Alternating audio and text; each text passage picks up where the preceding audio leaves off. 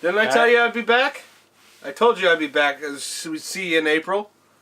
Oh, that's what you said at the end of the last podcast. Yeah. Yeah, you cut me off and go, see you in April. I remember that. I don't think I forgot. Welcome to episode 9 of the Nitrocast podcast. Are you sure it's episode 9? I have no idea what episode it is. It's episode 9. It is 9? Yeah, I believe so. Nice. Okay, I was like, I don't know why. I'm the one who edits and put them up. I don't know why I can't remember which one's which. But welcome to the episode 9 of the Nitrocast podcast. We got a new microphone. Because we've always used the same microphone I use for Nitrocast videos. Oh, Jesus. I have it taped to an old tripod here.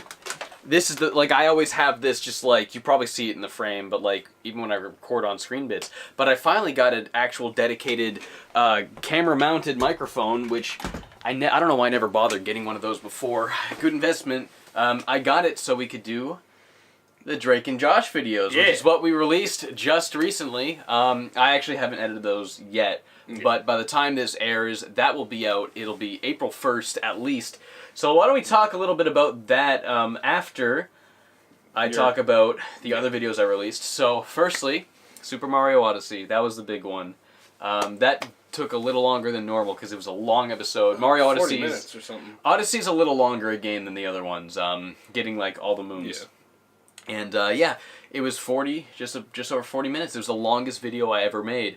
I think Silent Hill 4 was originally longer than that. Do you remember when I lost all of Silent Hill 4 after I made it? Because my laptop... No. This is the first year doing Nitrocast. My laptop crashed. The hard drive broke. And I lost everything. So I had to replay the game. And I had to do this all within a week. Replay the game, re-edit it all. And I was going to school at the same time, too. So, normally that'd be 4 days straight. But this was 8 days straight. Because I ended up taking 2 weeks to do it instead of 1 week. And that was a nightmare.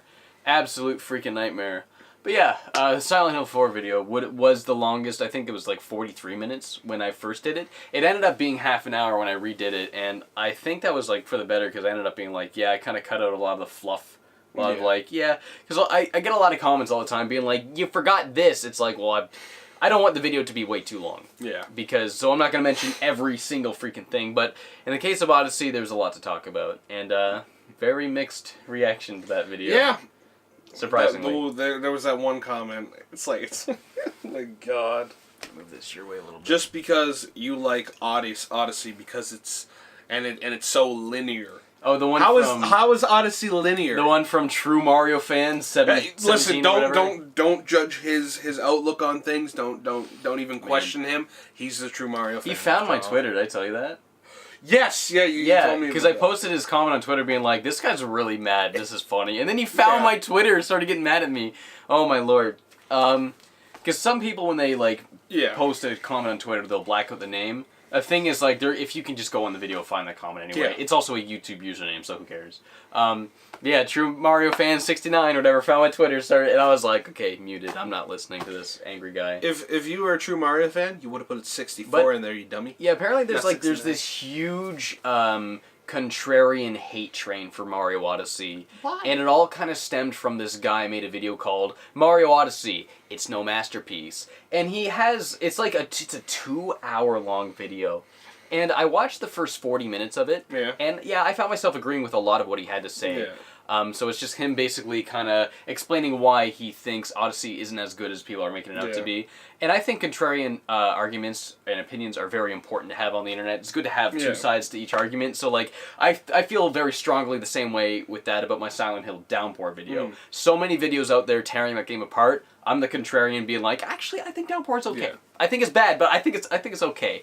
And then a lot of people I got the same thing with that video. A lot of people being this game actually sucks. Watch this guy's video about it. And it was another 2-hour video explaining why it's bad. And then I got so many people commenting on my Mario Odyssey video being this game's actually not good. Watch this guy's 2-hour video. Man. And it's see, that's the thing. Just let me finish. I'm almost done. That's the problem with contrarianism, is it's fine to have that opinion, but to go to others and invade their opinion, be you like it, you're wrong, check this, then that's when it's okay, buzz off, dude. Yeah. You cannot like it, but don't tell people who like something a lot. Don't tell them why they shouldn't like it. But anyway, yeah, my video for Odyssey was overwhelmingly positive. Yeah. I didn't mention they're like I can think of things that are like not that great about the game, but all of them are things that don't bother me at all. Yeah. So I didn't mention them. That's all. Jeez, Yeah. I remember the feedback you got for Galaxy. Because you prefer people, Galaxy too, and they're like, "How dare you?" There's a lot of there is. I never honestly. I'm kind of glad people. The worst thing someone can say about me is that they don't like my Mario opinion. Yeah. Because like all this like drama online all the time about like someone accidentally said something racist is like people hate me because I don't like a Mario game as much as another one. Okay, hey, that's a blessing. Yeah. Honestly, that's the worst thing someone can say about me. Nice. I'm probably doing something right then. Hopefully it stays that way. Hopefully people continue to dislike me for opinions and presentation rather than something your hateful beliefs or like in being racist or something like that, man. What else you do this month? I did a video on mother cognitive dissonance. I got to re-render that tonight because a render I put up messed up, so I'm going to re-render that. But that'll also be out by the time this is out. It's a mother fan game. Basically, it's kind of like a fan-made interpretation of what could have happened between the events of Mother and Earthbound, so like Mother 1, Mother 2. Yeah. And it follows Geig or Geig, or whatever you want to call him. He was the alien that became Gygus. Okay. And it kind of shows how he became Gygus. At the very beginning of Earthbound, this is kind of where I'm sure all of this idea kind of stemmed from. The beginning of Earthbound, there's a character named Buzz, who's like this fly that comes from space, and tells... Ness all about like, yeah, we've been doing this war on Gygus and you got to stop him and you guys are the only hope. And like you kind of realize near the very end of the game, oh shit, we are the people Buzz was talking about the whole time. And I think that was like really, really cool. Okay. Yeah, it's an alright fan game. There's a lot of stuff I don't think that are... There's a lot of things I think that could be done way better. Like walking speed's way too slow. The first chapter in that game almost made me stop playing because I thought the first chapter in that game was so boring. Like there's a really good hook where you start actually playing as Geek and then you do some stuff and then you start playing as an alien on Saturn. This game takes place like mostly not on Earth. It's like other planets like Neptune and Saturn. It starts on Saturn though because that's where Mr. Saturns are apparently from, which I don't think that's a thing in the Earthbound canon that they're from Saturn, but yeah, I buy it. They're Mr. Saturn, so they're on Saturn. Okay, I buy that. I'm not going to question that. I'll buy that. Weird little mole alien dudes. Yeah, that's what they are. They're like little moles. Yeah. My favorite part of that game is when you go to Earth, you need Earth disguises so the humans aren't like, aliens, you know? They don't think you're invading. But Mr. Saturn's disguise, he just has a person body and the Mr. Saturn is just a head with like a top hat. It's really good. But yeah, that game, I really liked it when I got further into it. The further I got into it, the better it got. I think that's a game that gets better the more you play. The very end of it, like the last chapter, was really freaking good. Yeah. So, yeah, if you're an Earthbound fan, especially if you're an original Mother fan, because that game very much rides off of the plot and lore of the first Mother, which is something I really like and think is very overlooked. Like the whole thing with Nintendo's great-grandparents and it kind of explains how Magic Hint might have got created, and I think it's super duper cool what they did. It's just like the beginning is just like, this is boring, but yeah, once you get past that, real good. So that was Mother Cognitive Dissonance. It's hard to say, cognitive. I make a joke about that in the video. You try and say it. Mother CD. It's, people call it Cogdis for short. Mother Cogdis, yeah. I don't say that because that doesn't sound like I don't think it sounds like a super great title, but whatever. Yeah, and that was that. And then, finally, for the beginning of April, we've been working on this I've been working on this for a month or two, and then you've been coming in to help with the on-screen segments, of course, because you're in them as well. The April Fool's videos, Drake and Josh and Corey in the house. So, we've uploaded them. Well, I guess I upload. I say we, like we. I do. I only participated in on-screen stuff and maybe like a joke here and there. Yeah, but yeah. Well, there was lines I say in the on-screen bits that you came up with because you said it. I said the line, you said it a different way that was way funnier, and I laughed. I'm like, I'm gonna say it that way. That's actually better. Can you get a little hawk in your life? You get a little hawk. Yeah, that's what you say. Can a brother get a little hawk in his life? And I'm like, that's good. I'm gonna say that. Can a brother get a little hawk in his life? Tony, you crazy. That was good. That was me. I ad-libbed that. That was improvised. Yeah. That was, like, I forgot about that later. When I watched that later, I thought that was hilarious. Dude, Tony, you crazy. Watching this guy on a board with wheels going nuts. Man, you crazy, Tony. But yeah, we uploaded them. I keep saying we. He uploaded them. I uploaded them as like Corey in the House Season 1 Episode 9 and Drake and Josh Season 3 Episode 7. And just with thumbnails to make it look like I just uploaded 2 episodes of 2 random fucking shows to my channel. And then I recreated the intros and everything. The Corey in the House intro is what took me so many nights. It was, I think, across 6 separate nights. Yeah. Just staying up really late, just editing and That was a lot of roto brushing, wasn't it? Or green screen. A lot of green screen. Yeah. Because all of you, that's all on the green screen. And there was a lot of just going online, finding PNGs like, oh crap, I need a brick wall, so I'm just like looking for brick walls that are like long, and then taking it, putting it in Photoshop, cutting it all out, saving that as a PNG. A lot of that, and I actually learned how to do 3D text in After Effects because I've never worked with 3D anything in After Effects other than like a 2D image. That's what I did for the iDroid effect years ago. Oh, we did at Metal Gear. That's just that's a 2D object in a 3D space. I've done 3D motion tracking, but I've never done like actual 3D objects in 3D, especially ones you create from scratch, which were the text. So I did that for the Corey in the House, or Brady in the House, when the lettering pops up. Did that, learn how to do that. That's pretty dope. I remember when going back to the iDroid. I remember I think you went on Google Maps and where we were at the time. Yeah. You actually took that part of the map. Yeah. And used that into the 3D. And I was like, holy shit! Yeah, that was pretty sick. Sick, but, because it was Halcon. I used the location of Halcon. Yeah. The other one where it was Skullface of Spades, where I also did that, I think I got somewhere in Alaska. Yeah. On Google Maps, but yeah.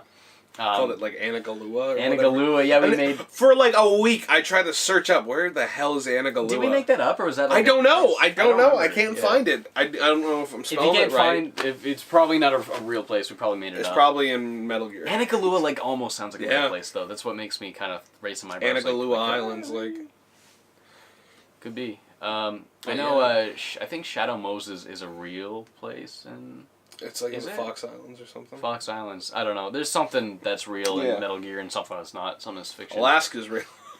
Oh man, yeah. So many nights staying up, doing Corey in the House. That's another reason the Odyssey video was a little later. Yeah. Because a lot of my time was going into making that Corey in the House intro. Because Yeah. I'm like, we got to get this done at the end of the night, or end of the month. I need this intro done before all else, and that was taking forever. So it's like, that's part of what slowed down the creation of Odyssey. So that's why Odyssey kind of launched like 15 days after like no videos. Yeah. But yeah.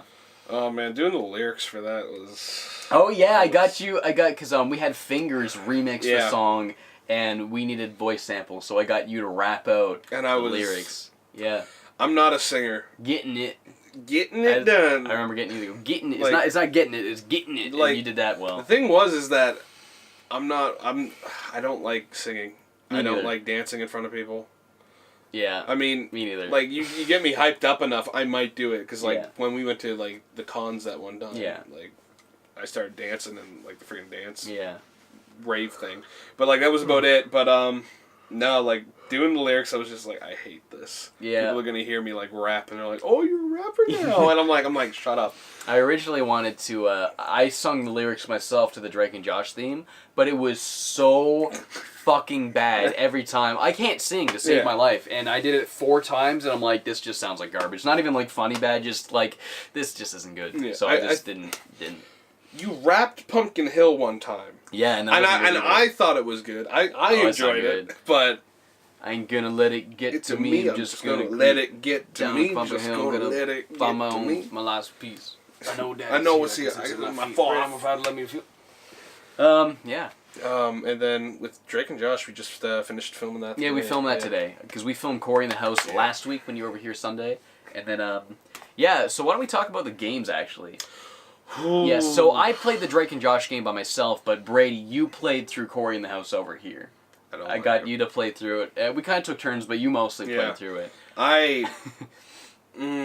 You were like Brady It was so actually upset. mentally exhausting. Like I would fall back onto the bed. I'm like, I just want to go to sleep. Yeah, it was long. Longer. It was like 4 or 5 hours long. It was longer than we got thought stuck. it was gonna be. Yeah, we soft locked the game at one point. We soft locked the game. And then it was just like, what do we do? And then we apparently have to push up against boxes to move something. Yeah, we couldn't figure out we had to push some box. We had to look up a walkthrough. Because, like, the game never teaches you how to push a box. No. It just looks like a part of the environment. And if you run into it, he just does a running animation. But if you do it long enough, then he'll push it. It's like, okay, this is bad game. Yeah, it was. That game was so freaking boring. Yeah. Uncle. That was a line. That was a line. I was like, you know, your uncle that's a gate together. He's like, Rah! Yeah. Like my uncle did the exact same thing. Yeah. Yeah, when like, I was younger. oh my god, damn it. That's such an uncle. I'm playing my Game Boy, it almost makes me drop it. I'm like, you know, and then the zombies come like, it's like zombies ate my neighbors. Yeah. Yeah, because you said that while we were playing. Yeah. And I wrote Well, that the down. thing came like rushing towards me. What was it? Like the random bitch who was in the gymnasium or something? Yeah. Yeah, and I was like, but Samantha or whatever. yeah, I don't remember. Soupy Sam. But yeah, that was. Oh, when you're playing as the what was his name? Blondie Newt. Yeah, the dumb. Watching that show, like the characters are so bad. Yeah. Like there's Corey, and Corey's great because Corey's Corey. He's Yeah. That's Corey. And then like the other two main characters, it's like the dumb kid and the foreign kid who's stupid because she's foreign. Like I don't know anything because I'm foreign, and foreigners like it's like this. And back in my country. Oh, this is like you can't. I don't she's think just you not could, culturally adapted. I don't think you could like. But the joke being like I'm foreign, so I'm stupid. Yeah. I don't think you could like that's. Oh, I don't think you can get away with that nowadays. Nowadays like, you can't. Maybe 2005. Man. Nowadays you can't even get away with being like it's like stop being such a girl like that type of stuff. It's like I think that's something still like something that's like on the way of like no, that's not. Okay. I think that's something that like it's not so much offensive as I think that's just something we're growing out of as a kind of as a human race. We're growing. Yeah, we're growing, and then some of us are slowly descending, but you know. Yeah. What was it? Court in the House took like 2 play sessions. Yeah. Because like we were like I don't want. You came over one day and then you came over the next week and then we finished. Yeah, it. I was like, oh man, and that was so bad. It was so bad. It's so bad. The Drake and Josh game wasn't as bad. No, you were telling me that. But, yeah, the stealth segments as Drake, they go on and on. They're not super fun, but they're not like frustrating. Yeah.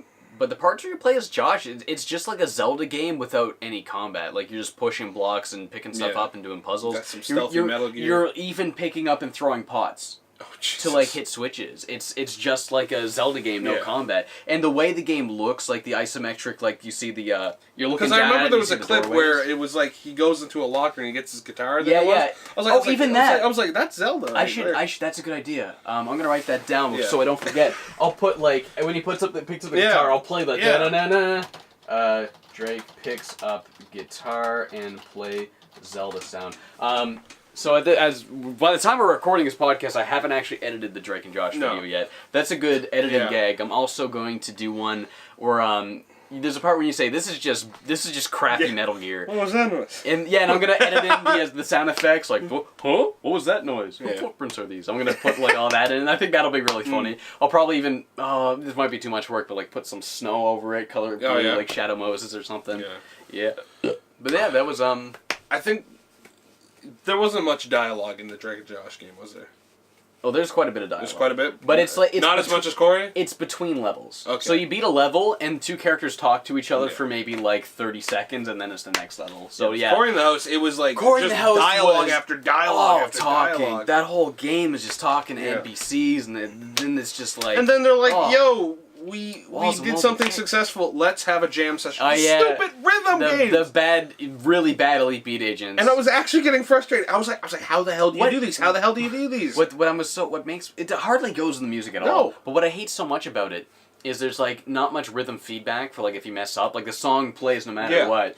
Where in Elite Beat Agents, there's like it has the proper sound design to be like, okay, you're going with the rhythm well, or you're not going with the rhythm well. But like the other thing is distance. Like so if like there's a 1 here and a 2 here, it'd be like, pff, pff. If there's a 1 here and a 2 here, it'd be like, pff, pff. The further the notes are apart from each other, the longer it takes to. But like, Corey in the House doesn't do that. They're like far, close. It's all the same timing, and that like I could not keep up with that because I'm so used to EDA. Tempo to it. Yeah. And then we were like, why is she here? Like, why? Like the foreign girl, she was like the singer, and then we noticed like the high pitched squealing is supposed to be her voice. Oh yeah. Like, I was like, because it cuts to her and she's like. Doing that, there's no lyrics, but we realized that in the song's supposed to be the singing. Yeah, and I was like, oh my god, it's so bad. The game's so bad. 9.3 Metacritic. Stupid memes. Thanks for was it 4chan or Reddit? Man, Thank you to the Meme Society. And the worst part is, like, I know when we upload that video, there's going to be so many of the people in the comments being like, actually this game's good, because they're just defending the meme. Yeah, we even said that in the... Yeah, we did say that in the video. Yeah. Because, like, you know, hey, you gotta face the music. Corey in the House, that game is fucking garbage. Mm-hmm. You can like the meme, but just, like, with real talk, don't tell sucks. Me it's actually good. You can see my trash can with the Pringles in there. That's probably gross to have in the frame. Just yo, shout out to Pringles. What is that full of? It's got like McDonald's, a bunch of duct tape in there because we had the green screen duct taped up there for the Megan scene. Yeah, that was a good you got to end a Drake and Josh bit with Megan. You know, it's so uncanny. We should talk about how Drake and Josh became a huge meme the month before.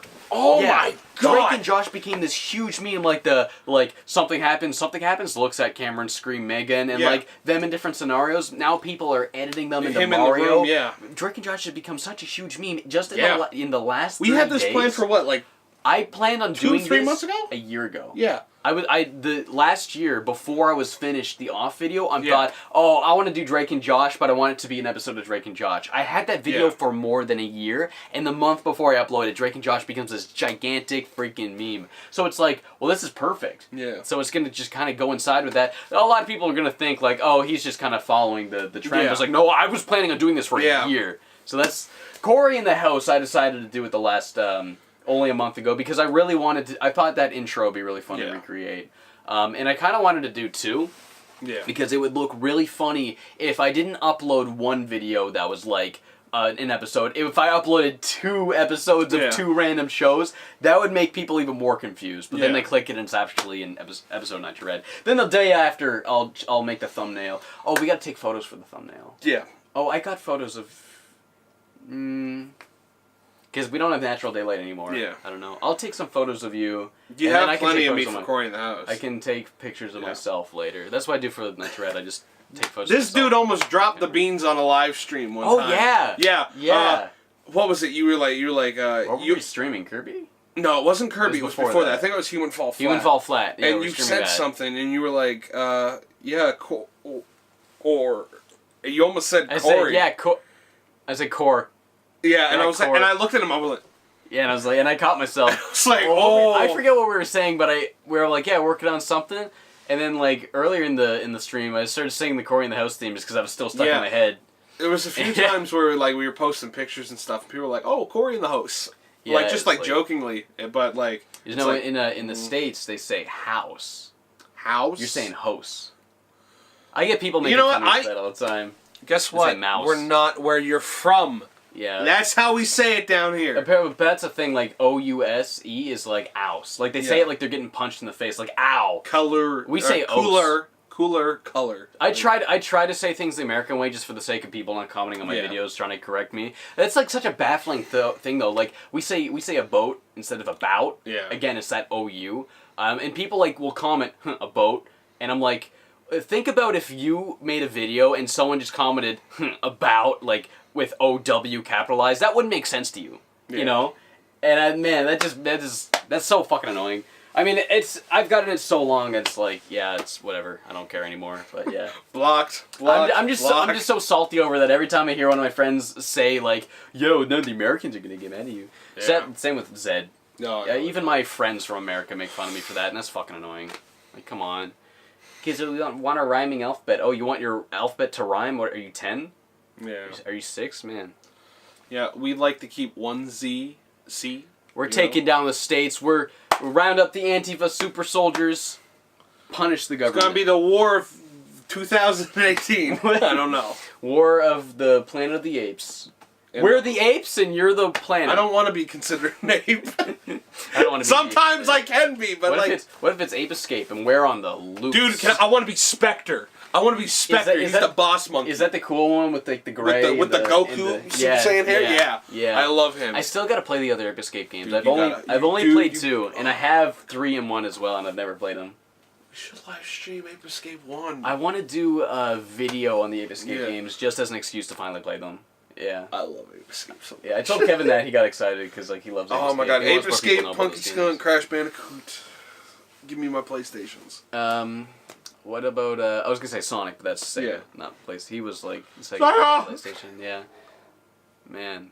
That's the dog barking. Apologies if you can hear the Yo, dog shout barking. out to the dickhead dogs.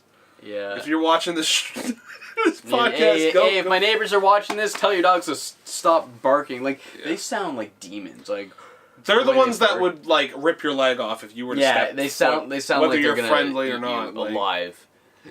Yeah. Terrible. Did I ever tell you a story of when me and my brother got chased by a German Shepherd? No. Okay, this was back when I used to live here, like, in the area. Yeah. I'm not saying where. Before you moved to, before I moved where I am now. When you were, like, closer to the bridge. Yeah. Yeah. And we were walking back home from the corner store after we moved away from that corner store. Yeah. We kind of moved back to another place. And all my brother heard was this barking. And we're, like, looking around, and then we look straight across the road. This German Shepherd's just hightailing it through the traffic, not getting hit. Oh my brother goes, Brady, stay still, stay calm. Like that. And he looks around, Brady, I'm already down the road, turning the corner to where our apartment is. Oh, my Lord. My adrenaline picked up that much. Like, I got a fear of big dogs. How old were you? I was 6. Oh, wow. 6 or 7. And my brother climbed up onto a telephone box until the owner came over to calm the dog down and bring him back. Dogs are I don't like bigger dogs either. Like, they're loud, they're annoying, they bark, and sometimes they, like, I just hate dogs that jump on you. Because there are some dogs that are like big dogs. Like, I will, like, if you're like a really lazy, like, calm, quiet one. Yeah. Oh, lazy dogs are fine. Easily. Lazy dogs are great. Yeah. But like down to the park, whenever I walk to like the mall or something, it's a dogs off leash park. So there's always if there's a big dog, he's gonna come up and he's gonna and jump on me, and it's like, thank you for digging your nails into my nicely designed shirt made by Kevin Fogaragan. This is one of a kind, you bastard. There's plenty of those shirts. I'm sure I'd be very upset if they only sold one of that shirt. Hey man, this is like a one-time deal. I'm wearing a Boundary Break shirt. I wore this one because I wanted to wear something that wasn't black, because most of my Yeti shirts are just black. And no, I see my green one in the, could have worn my green one. But I just wanted to wear something a little more colorful for Drake and Josh. Yeah. The Jammer Lammy one that you got me. Yeah. I like that blue so much. That blue is that's very good blue. Yeah, you mentioned that to me when you got that the Mario 3D World Buddies. Yeah. Or the 3D buddies, and then I got the Ape Escape one coming out. Cool. I was gonna say we should talk about Granicore, but we haven't done Granicore in a while. The last video we did for Granicore was me zooming in on your Groovin' face. Ghoulies or whatever it was. That doesn't count. That's kind of like while we were filming the rest of the Corey in the House. That was I was just that did come from when we were filming Corey in the House. Because I started playing the Zombies Ate My Neighbor music. From the Zombies Ate My Neighbor part, And then he looked at me and he was like, "What?" And I was like, just zooming on my face. And I started zooming in every time you like looked at the camera. And just with the beat, but it was slightly off. The last part with the symbol, you go. That was perfect. God, I lost my shit. I posted that on Twitter, and I got so many comments from people saying that was so funny. It was so wholesome. That's what people were saying. I was like, I'm glad you're having a chuckle. Yeah, good chucklehead Brady over here. Chuckles the silly pig. Yeah. So we talk about Nitro. Talk about what kind of games have you been playing lately? I really haven't been playing much because I've just been working so much on Nitro. Like, I spent a lot of this month replaying Mario Odyssey, and that was super duper fun because that's a fantastic, amazing game. Yeah. I got all of the moons for the first time. Yeah, we both did. All 880 there is. Yeah. I posted to Twitter. People like, you didn't get them all as 999. No, there's 880. The stores. 880 listed moons. The stores sell infinite moons, so you can get above 999, but there's 880 in the game, okay? And I got them all. My sale turned gold. Yeah. I got them all. When, I think it was the night before I just got them all, and then I went to go fight Bowser. Yeah, the night before I got them all, yeah. And then you were like, tell me what it was like, and I was like... I played How did you feel about it? It wasn't that much harder at all. I didn't. It had like a little higher bit of like difficulty because I was like, okay, there's a new pattern there, and I was like, I'm okay with that. When you're leaving there's just rocks falling. Yeah. That's like the only difference. But it wasn't really worth. I don't think it was worth getting all the moons. It's not that great of a reward. But like that's the thing. I don't think Mario Odyssey, like the reward you get for 500 moons. That's all you're required to play to. So that's why I think the argument of like, these filler moons. I think that's kind of like a that's not much of an argument because you don't need to get any of those if you want to like get the. If you're a completionist or someone who's just like gets like satisfied. I only got that many because I was replaying it for the review, and I 100% the Mario game every time except Sunshine. I didn't get the last 3 shine sprites because I couldn't find the blue coins. Who cares? Yeah, so now that they're done with that, they started doing like these hint arts that are just like just out there. What? On your like news feed on your Switch. Yeah. There's usually one that pops up where it's like Mario hint art number 1. Oh, Mario really? Hint art number 2. And there's just these bonus ones that they add to the game. And you just get a bunch of coins? Yeah, it's like you got to look for these pixel Luigis in certain areas. Like there was one in the Sand Kingdom because I noticed like the image was rather similar to certain structures because of the floating pyramids. Yeah. Towers or whatever there. And I was like, okay, there's a small one, there's a big one, and there's a line pointing down the small one, so I'm guessing I have to go there. That's cool. Went on over there. They have one now for I think it's the Cap Kingdom? Or the Cast... Yeah, it's the Cap Kingdom. And it's like, you notice like how the grass has like that black and gray pattern. Yeah. And it was like a crescent moon, and I was like, that looks rather similar to something in the Cap Kingdom, so I have to go check that out later. One of my favorite hint arts to get a moon was the one where it's the Cap Kingdom's giant hat with the moon behind it. Yes! So you just gotta walk to the spot where that's what you're seeing and then you ground pound. I thought that was so clever. Yeah. I like those. That was cool. Replaying the game for Odyssey, there is like a lot of repeat moons. And I didn't mention some of them. Maybe I should have mentioned some of them in the video. I mean, a lot of them I'm not bothered, like the Koopa trace walking or like the Koopa foot races. Like those are indifferent every time, so it's like whatever. But the ones where you have to get the binoculars and look at a thing, like maybe you do that a little more than. But I mean, again, I didn't bring it up because I don't feel that really takes away from the game. You don't really need you don't need to do that at all if you just get 500 moons to get the last level. So that's. I like the. I never started feeling that way until I was getting like all of the moons and I only had like 70 moons left. Yeah. I never felt that way until like very end of the end game. The one kingdom I never touched was the Bowser Kingdom for some reason. Yeah, I never touched that one until my second playthrough. It was the one that I never bothered with. Purple coins didn't bother with it.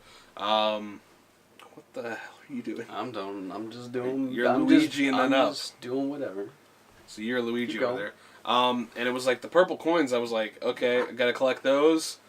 Moons, I gotta collect those. And it's just like the Bowser Kingdom seems like there's so much backtracking. You got the war points. Yeah, there's the war points, which I mean are helpful and stuff. But you mean like the Bowser Kingdom is kind of like a linear thing? Yeah. Yeah, I felt that way too until you realize, they kind of have things that branch off sideways for more moons. But that's supposed to be like a final stage, so it kind of is like you're working your way up it. But I think they did it in a way. Yeah. They did it in a way where it is a bunch of openish areas. Yeah. So I think even then, you come back here. Oh, there is more to it than I thought, and I thought that was cool. Yeah. What was it? Doing the race with the Koopas in that one, I actually enjoyed that a lot. Yeah, because you're going all the way down. But that was cool. I noticed, I was like, I can just easily long jump all the way down past one point, swing my hat and dive for it, and then I'm good. I did that. Yeah. Well, you do the thing where you throw your hat, ground pound, roll, and then fly off. I love that. I love that move so much. That was really helpful for Balloon World. I mentioned in there, and then I still got comments being like, "Why didn't you mention Balloon World?" It's like I did. Oh, you didn't talk about it? Well, I don't. Well, it looks like someone wasn't listening. Video's 42 minutes long. I'm not talking about everything in the game. Yeah. Balloon. No, get out of here. I talked about the core main game. That's all. I'm good. So, any other games that I reviewed? Just playing. Playing. I've been playing Celeste. I've been finishing that up. I've been doing the B-sides. I was playing the B-sides last night. Yeah, because I was streaming unlisted just so Cody could see me, see what I was playing, and I did the B-side of the final B-side where you climb up the mountain. That was so hard. I was playing that for like 20 minutes before I got to the end of that, and it was really satisfying to finally get through that. I did it. Now there's one more B-side I have to unlock. Then I got all the hearts, then I can do the actual final B-side, because you need every heart in the game to do that. Then apparently there's C-sides. I'm hearing people talk about C-sides. I don't know. How the hell is there C-sides with the cassette tapes? Yeah, I was thinking the same thing. Like, when you put it in, you put it in, It's just like, well, say, like, this is the cassette tape, like, that's the A-side, that's the B-side. What is, like, that the C-side? Just like... No, you flip it inside out and then you put you put it inside. There you go. The inside. Yeah, you gotta deassemble it, or disassemble it, and then reassemble it. Yeah, and then, so... there you go. Cody told me some people say that the D-sides, or the C-sides are easier than some of the B-sides, so I was kind of like, yeah, these B-sides are crazy. Just kind of like extra content. Is the C-side going to be more crazy? But who knows? I'm really interested in seeing that. Like, Celeste is my favorite game I've played so far this year. I mean, like, I haven't played very many new games. What have I played this year? Shadow of the Colossus, the remake. That's a remake, though. Kirby Star Allies, we played that. Yeah. That game's alright. I enjoy it. When they're like, yeah, we got the combination powers back, I'm like, oh, that's dope. But then it's like, oh, it's like you combine ice and rock to get curling puck. Yeah. Okay, cool. I combine rock and cleaning to get clean curling puck. Oh, and it's just everything's curling puck, but a different curling puck. And it's like, oh, that's kind of lame. I was expecting something more like Kirby 64. Which, did they do that for Dreamland 3? How do you mean? Did they do that for Dreamland 3? Like any combining? In Dreamland 3, if you have a power, it's different if you ride a certain animal. Okay. So you combine the powers with the animals. All right. Yeah. Which is pretty cool. Yeah. Yeah, Kirby Star Allies seems like a really good game. I think I might pick it up. I feel like that game would be way more fun in 4... No, I feel like 4-player would be too much. I don't like how the game encourages you so much to have tons of AI control partners. I really enjoy Superstar. Superstar is the best Kirby game. Yeah, me and Kurt are playing that. Oh, I love Superstar. It's so good. Fun. Robbie and I played that whole thing on 2-player co-op when we were in elementary school. Yeah. That was like some of my favorite memories from elementary, just going to Robbie's house and playing Kirby Superstar all the time. Then Superstar Ultra came out. Yeah, and I 100%ed that as a kid. Yeah. The Kirby Superstar Ultra, like, some of that was hard. Like, the True Arena, that was hard as hell. Yeah. That took me so many tries, and I beat it eventually. Helper to Hero was just as nuts. Oh, Helper to Hero, yeah. Where you do it's like the True Arena, but you play as a helper. Yeah. You don't even play as Kirby. I played as... You have to play as all of them, don't you? To get like 100%, I think it was. Maybe. I don't know. It's been a while since I played it, but I remember I used to play as... I think you do have to do them. I think I did that as all of them. I loved playing as, I think it was Waddle Doo and Waddle Doo. I love Waddle Doo. The one Bonkers, the Hammer Kirby was so cheap for the boss because you use the up B thing with the fire. It was so easy to beat Marks with that. What I did is I found it's really easy to cheese it if you have a Plasma Kirby because you just like charge up and then shoot them from across the stage. That's what I did for it. I did it with either Plasma Kirby or Hammer Kirby, the True Arena, and then you That was the first game Galactica Knight was in. Yeah. And Meta Knight's Revenge, where Revenge of the Meta Knight was the one where you fight Meta Knight. Then and then there was a Meta Knight themed There's a Meta Knight one where you play through Revenge of the Meta Knight as Meta Knight. Yeah. But the final boss is Galactica Knight instead, and that's one of the coolest Kirby. It was his quest to fight like the most powerful fighter. Yeah, yeah. I think it was. No, I think you play through like Spring Breeze, then Revenge of the Meta Knight, and then Milky Way Wishes. Yeah. And then at the end of Milky Way Wishes, you meet Nova, and you wish to meet the strongest warrior in the universe, and it's Galactica Knight. And then they brought Galactica Knight back for a Return to Dreamland. Yeah. If you 100% it and you do the True Arena in that, he's the second final boss. And then apparently he's in the 2 3DS ones. Oh, what? Is he? He's in Robobot and Triple Deluxe. I looked him up and it said it was in those two games. I don't remember him in Triple Deluxe. You played both those games. Did you play Robobot? I've been playing Robobot. I haven't actually beat it. Oh, okay. He's probably a hidden boss. Shit. And I shouldn't say it, but yeah. Because I think it spoiled it for myself. Yeah. I think, unless I read it wrong, but I don't know. Is it for Star Allies? Yeah. Okay, I don't want to hear anything. I read a thing. I went on the wiki and it said the games he appears in. Star Allies is one of them. Jesus. I don't know if he's mentioned or cameoed. I didn't scroll down, so I don't know. Dude, what if you could get him as like a dream helper in the near future? That'd be dope. That'd be sick. Honestly, like seeing Marks as like a playable character. I love Marks so much. But Galactic Knight would be. You remember when we were talking about him with his wings, right? Yeah, the big weird crystal wings. Yeah, the weird Toho looking wings. Yeah, the Toho looking wings. Yeah. I remember going back into the direct, and I was like, because I was just wanting to see it again. Yeah. When he jumps and he like floats, that's what happens. He gets the wings, and I was like, oh, that's sick. Man, Marks is like the coolest. Yeah. He's my second favorite Kirby villain. Yeah, I was pumped when I seen they were. Because I was up late at night and I was like, oh, they got a Marks plushie? I gotta get that. Oh, I want the Marks plushie so bad. He's so cute. Favorite Kirby villain is Zero Two from Kirby 64, though. That scared the shit out of me as a kid. But because of that, it resonated with me really well. Yeah. Seeing something like kind of disturbing in this kid's game as a kid, it resonated with me, and I thought a lot about it, and it like really grew on me, and this is cool. Like I like this. So yeah, it was Same with Mother's really good at doing that. Kind of something a little bit disturbing to you. It's kind of like this innocence, and then it's just like boom. It's like boom. Here's something a little like it's like you're playing a kid's game as a kid, and then they're like, here's something a little outside your comfort zone for the first time, and it's like this is cool, but it's like, I don't know if I like this, but it's cool, you know. And I think it's good to have stuff like that. I'll tell you what was outside of my comfort zone as a kid: Luigi's Mansion. Oh, really? You're scared of that game? I didn't like the darkness of it, like dark greenness. The part when the power goes out spooked me a little bit as a kid. Yeah. There's a glitch I found in Luigi's Mansion that scared the crap out of me. I don't even know if I'm misremembering this. Was it the telephone one? Dream? No, not that thing. I never knew that till I was older. Okay. But I was replaying the game in, I think, middle school, like grade 7. And I was walking down the hallway, and then, like, I heard this sound effect. It was like, you know, that ghost sound effect. It sounded like the boo? Yeah, not the boo. But like average. The average ghost when they, like, disappear. I think the yellow ones that, I don't know. But, and then I saw, like, a shockwave happen in the ceiling. Like, the ghost was up there, and he clipped to the ceiling, and it was like, what's happening to the ceiling? It scared me, because I just didn't know what was happening. I've never seen that. Ooh, creepy.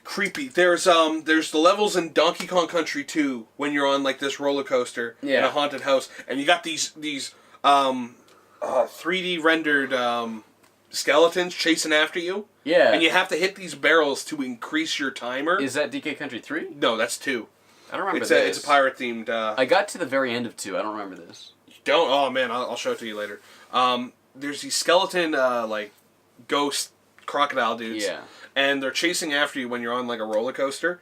And you have to hit the plus barrels, not the minus ones, because they decrease your time. I do remember this. Yeah, and then you also have to hit certain barrels that open up latches and gates. Yeah. And the farther you get, the lower the timer gets, and the more barrels you have to hit. And if you miss them, you lose your like your buddy, like if it's Dixie or Diddy.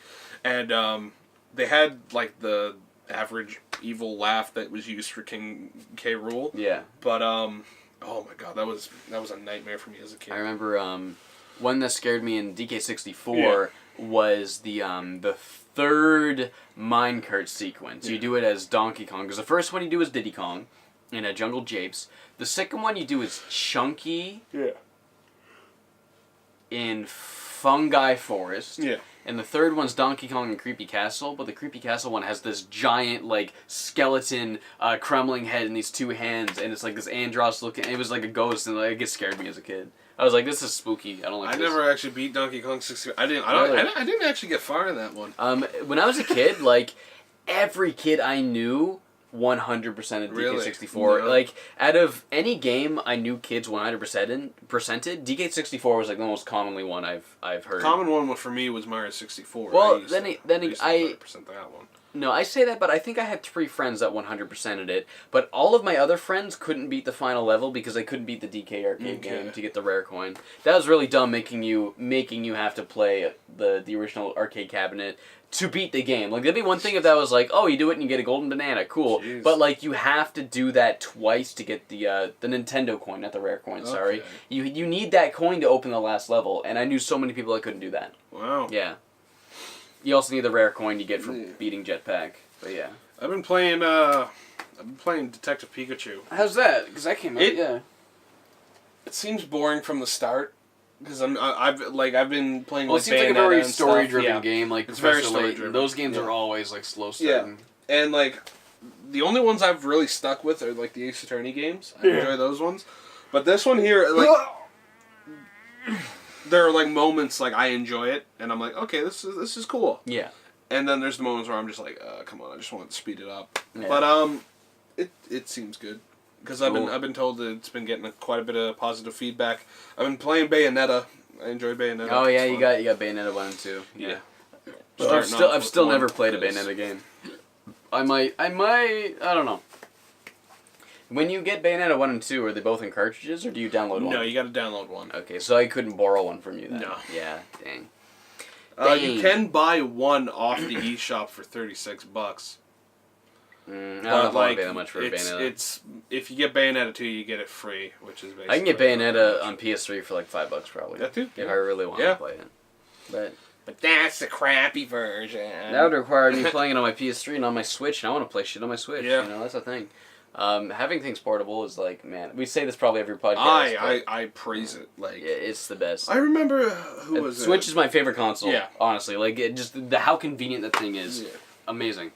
I remember during the Direct, I was like, man, ports, I love it. It's so much ported. And someone on Twitter was like talking to me about it. I'm not gonna say names, but it was just like they were kind of like just being really negative, pessimistic about it. Yeah. And I was like, why badmouth it? Like, these games are getting a second chance to there's be like more people get to play it, and plus you can play it portable and on the TV way it should have been. Yeah. Like, because like that's what the whole Vita was like about. Like, crossplay, you get 2 versions of the same game, but it's like, well, that's 2 different consoles. The Switch, it's like you don't have to cross your save files or anything. No. It's just like on the TV, portable. That boom, like that's like the most convenient thing. Captain Toad, I had never played. Tropical Freeze, I didn't get to play.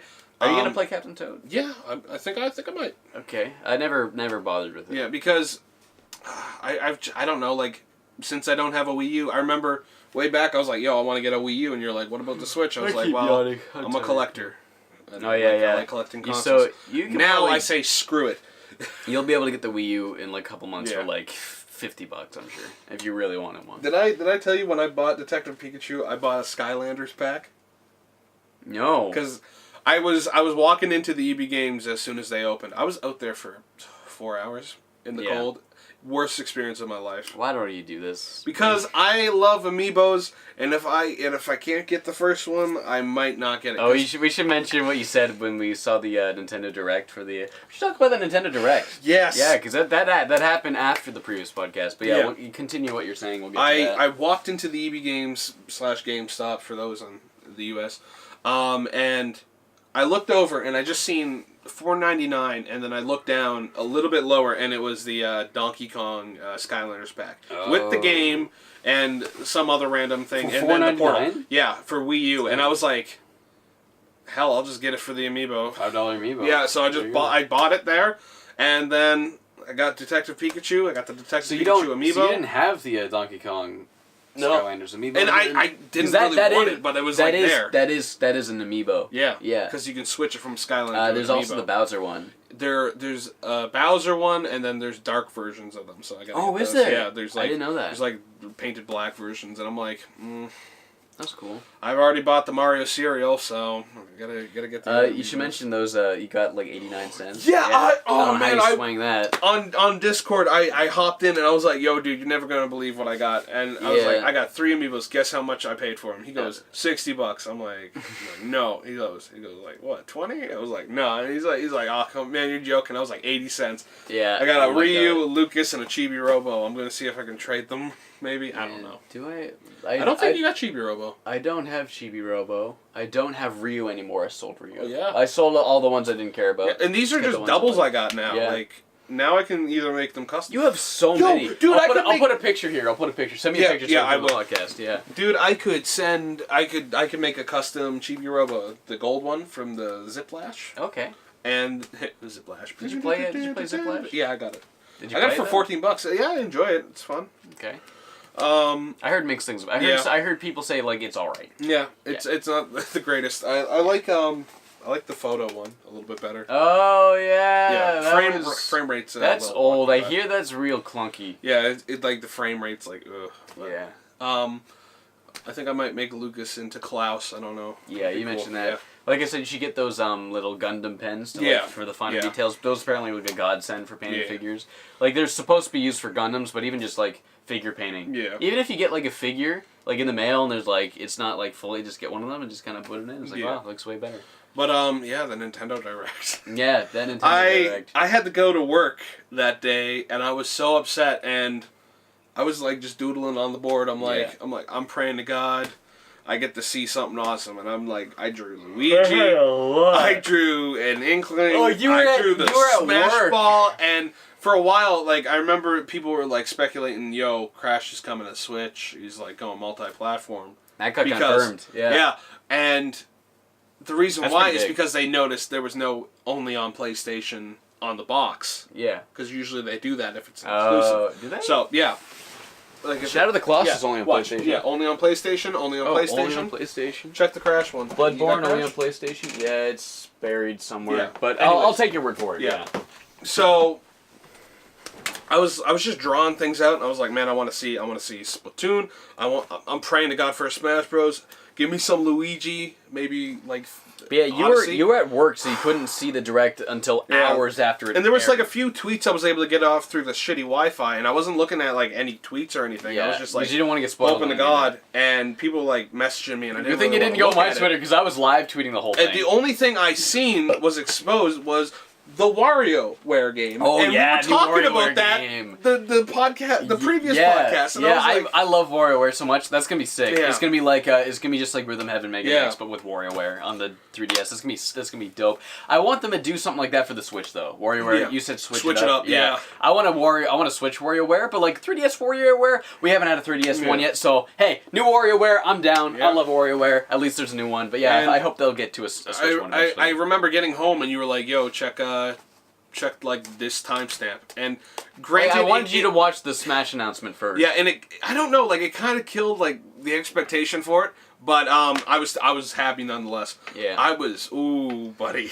So I remember like everyone thought it was a port at first. Everyone thinks it's a new game now. Yeah. I thought it was a new game from the beginning because I was thinking like there's no way they would make this like high budget trailer if it was just a port. Also, they would show us Sakurai would not. Sakurai's a hard worker and he would not want a port. Yeah, it is. I think it's totally just a new Smash Bros. It's a new Smash. So which means I hope they put Mike Jones in it. Get Punky Skunk in there too, or Crash. Give me Crash. Crash won't be. Well, he's now multi-platform. Give me Rayman. Rayman. Realistically, I want Rayman. Yeah. That'd be dope. Yeah. That'd be sick. That'd be nuts. That'd be rad. That'd be off the wall. Boo! Boo! What else do they have? That Luigi's Mansion. Yeah. It looks. I'm like cool. It just looks like they took all the models from Dark Moon. And like the ghosts don't look like see-through or glowy like they did. They don't have a lot of that ghost like magic from the original is just gone. Like the way they looked. Like a lot of the look to that game's kind of gone. But I mean, I'm sure it'll play just the same. I'll probably maybe get it. We getting Wario World ported now? Oh yeah, it's Wario World from the GameCube ported. But I was okay with that. You've seen some stuff on Star Allies, and then the Octo expansion. That looks really good. For Splatoon. Yeah, I've never played Splatoon 2, so I don't know anything. Is that like a single player expansion? There's a single player expansion, and then once you're done the single player expansion, you get to be able to change between Inkling and Octoling. Yeah, you can play. That's cool. I like that Nintendo, the way they do like expansions now. It's like they give you a reward for beating the DLC. Like Zelda, you get a motorcycle for beating the DLC. Splatoon, you can play as an Octoling if you beat the DLC. I think that's cool. And what was you have something to work towards. Yeah. With the Octo, I just found this out. You can change like your Inkling's gender.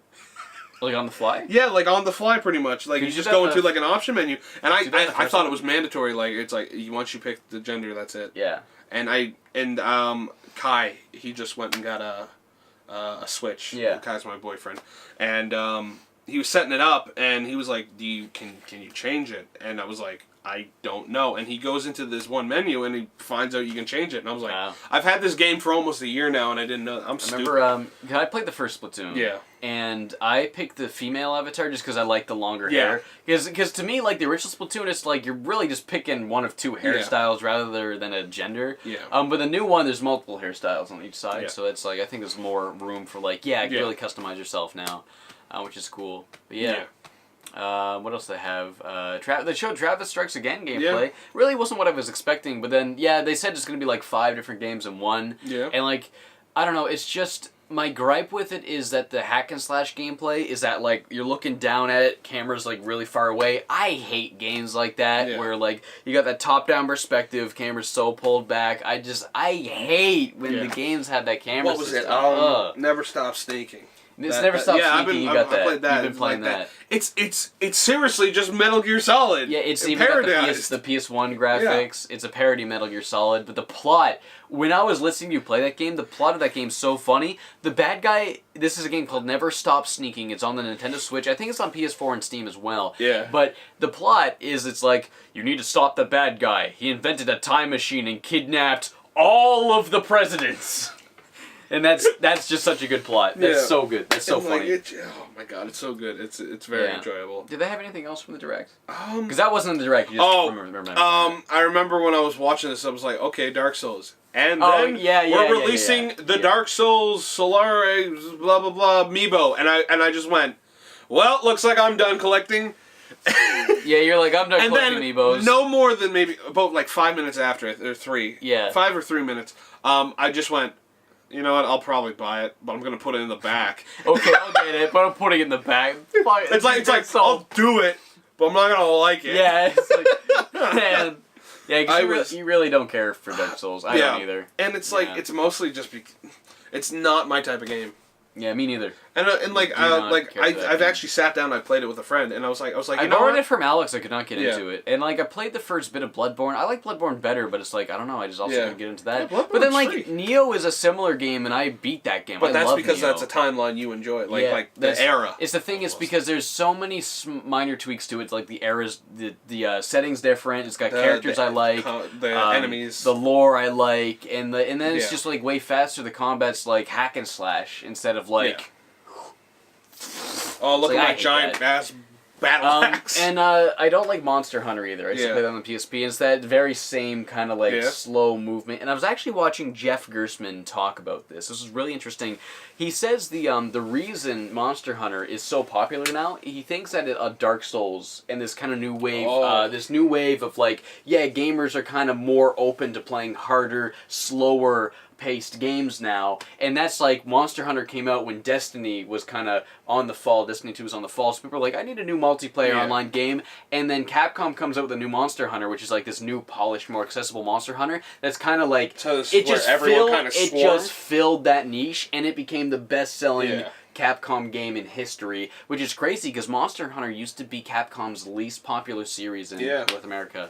Man, and it was all just because of the times. Just Dark Souls kind of. There was just that empty spot, and everyone kind of went in and filled it. Well, it wasn't more so an empty spot. It was like Dark Souls created a niche that was not there, and then Capcom is like, well, now this game has a niche for a bigger group of people that want this. But Jeff explained that better than I. It was Jeff and Brad Shoemaker on the Giant Bombcast were talking about that. It was fascinating, but I guess that's we're just about an hour, so we're pretty much done. But we might not wrap it up. We'll see if we can talk about whatever else. And that's pretty much everything I wanted to talk about.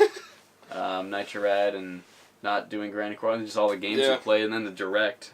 We're getting closer to our trip. It's something we're kind of. That's like a personal thing. It's not like we're going to New Jersey. Yeah. Just to go visit a friend. That's it. We're gonna go to New York. We're gonna play video games. We're gonna go to New York, and we're gonna see the Statue of Liberty. I really want to see the Statue of Liberty because Statue of Liberty is like that's such a huge icon. You see it in like tons of things. What was the place? See it in real life would be cool. Metal Gear Solid 2, where friggin' Solidus died. The Washington Monument. Yeah. Yeah. We could see that. Yeah, that'd be cool to see. Just be like, hey, right here, this is where Solidus fell off the building. This is where Arsenal gear crashed ashore. Take a picture of me like. Yeah, that's probably a good way to get arrested. Yeah, in a way. No.